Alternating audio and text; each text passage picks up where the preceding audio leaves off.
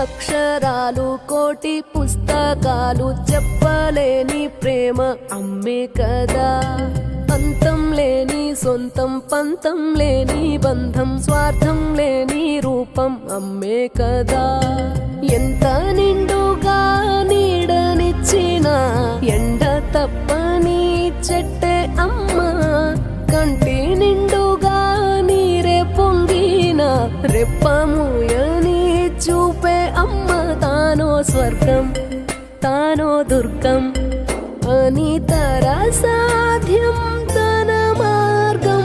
వేల అక్షరాలు కోటి పుస్తకాలు చెప్పలేని ప్రేమ అమ్మే కదా. అంతం లేని సొంతం పంతం లేని బంధం స్వార్థం లేని రూపం అమ్మే కదా.